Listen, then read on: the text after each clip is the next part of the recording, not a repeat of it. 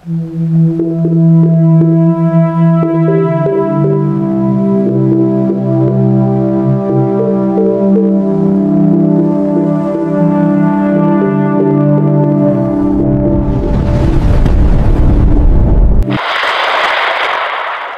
po ang pinakauling ulat panahon para sa araw ng Linggo, ika-14 ng Setyembre taong 2025.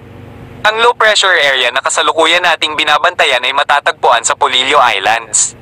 Nagdudulot ito ng maulap na kalangitan at pag-ulan sa mga sumusunod na lugar: Quezon Province, Bulacan, Cavite, Metro Manila, Laguna, Batangas, Marinduque, at Camarines Norte. Inaasahang makakaranas ang mga nabanggit na rehiyon ng pag-ulan na may dami na 100 hanggang 200 milimetro. Para sa mga karatig lugar tulad ng Camarines Sur, Catanduanes, Albay, Sorsogon, Masbate, Romblon, Oriental Mindoro, at Occidental Mindoro, inaasahan ng pag-ulan na may dami na 50 hanggang 100 milimetro. Ang mga kondisyong ito ay resulta ng pinagsamang epekto ng hanging easterlies na nagmumula sa Pacific Ocean at ang binabantayang LPA na nagdadala ng mga kumpol ng ulap. Sakaling ang LPA ay lumakas at maging ganap na bagyo sa loob ng Philippine Area of Responsibility, ito ay bibigyan ng lokal na pangalan na Mirasol.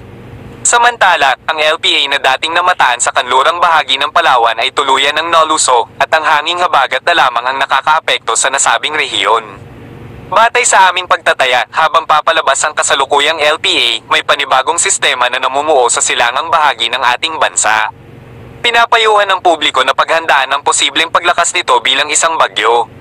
Ayon sa Tropical Cyclone Threat Potential na inilabas ng Pag-asa, mula ika-12 ng Setyembre hanggang 18 habang tinatawid ng kasalukuyang LPA ang kanlurang bahagi ng bansa, inaasahan namang papasok sa PAR ang kasunod na LPA na may katamtamang posibilidad na maging bagyo.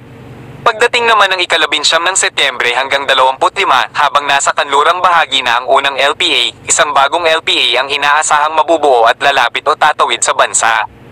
Ang mga pagtatayang ito ay parehong nakikita sa Tropical Cyclone Threat Potential at sa aming regular na outlook. Kaya't mahalagang manatiling alerto at patuloy na subaybayan ang mga susunod na ulat panahon. Para sa pinakahuling impormasyon, hinihikayat ang lahat na mag-subscribe sa aming YouTube channel. Lagay ng panahon sa iba't ibang rehiyon ng bansa. Luzon.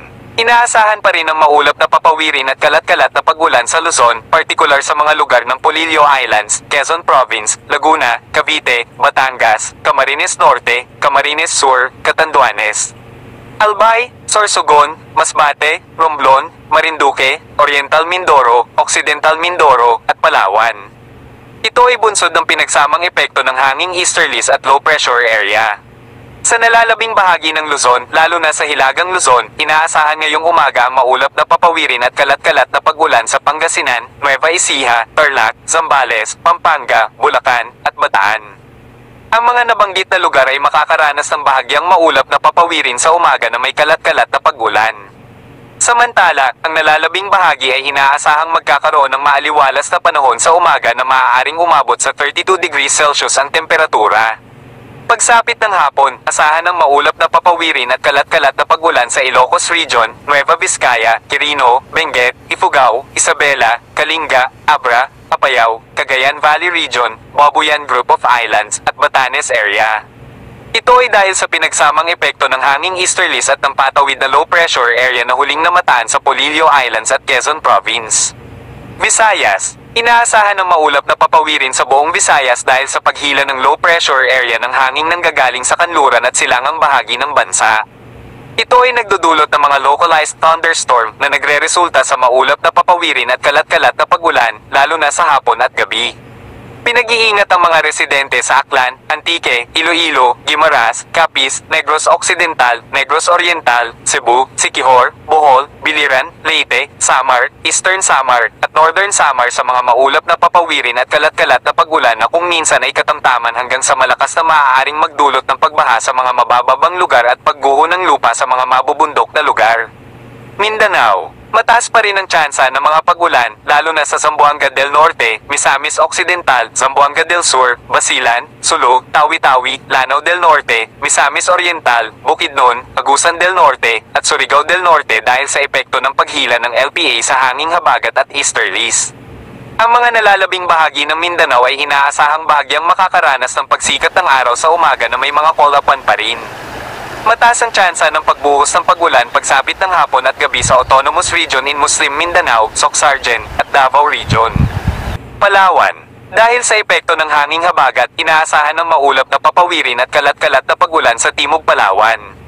Samantala, ang Northern Palawan ay makakaranas ng maulap na papawirin na may mataas din na tsansa ng pag-ulan sa hapon at gabi.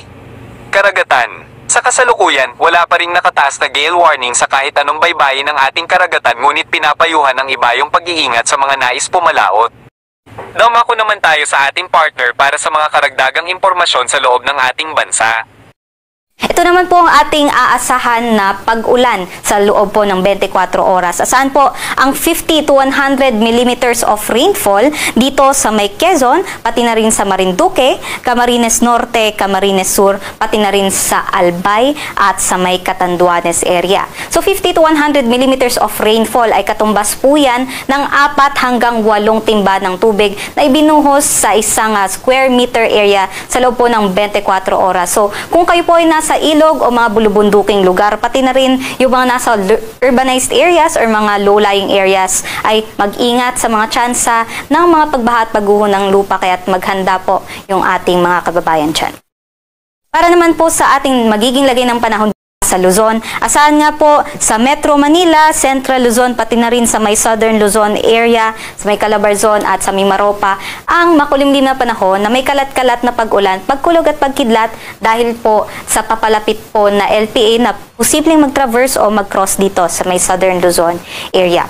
At kaya nga po ay ang ating agwat ng temperatura ay medyo mababa po, or yung maximum temperatures natin ay naglalaro between 28 to 30 degrees Celsius. Mababa po tayo dito sa Tagaytay, 21 degrees to 28 degrees Celsius ang ating temperatura. Dito naman sa Metro Manila at sa Legazpi, asahan ang maximum temperature na 30 degrees Celsius.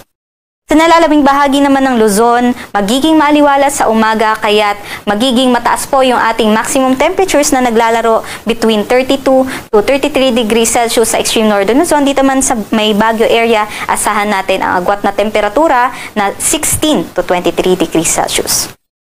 Dumako naman po tayo sa Palawan, Visayas at Mindanao, kung saan kabuuan nga po ng Visayas, pati na rin ang Mindanao area, at ito rin po sa may northern parts ng Mindanao, pati ang Caraga region. Asahan pa rin po yung mga pag-ulan dahil sa low pressure area. Sa nalalabing bahagi din po ng Mindanao, asahan din po yung magiging generally fair weather conditions.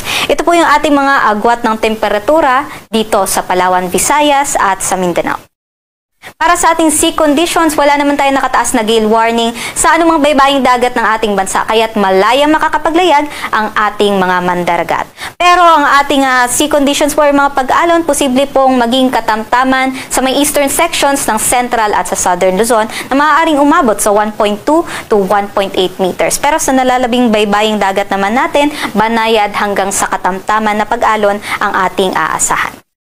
Ito naman po yung ating 3-day weather outlook sa Luzon from Lunes hanggang sa Miyerkules. Asahan po natin sa may Southern Luzon area, pati na rin sa may Central Luzon at sa Metro Manila area, ang tuloy-tuloy po na pag-ulan hanggang sa Lunes dahil nga po dito sa ating low pressure area.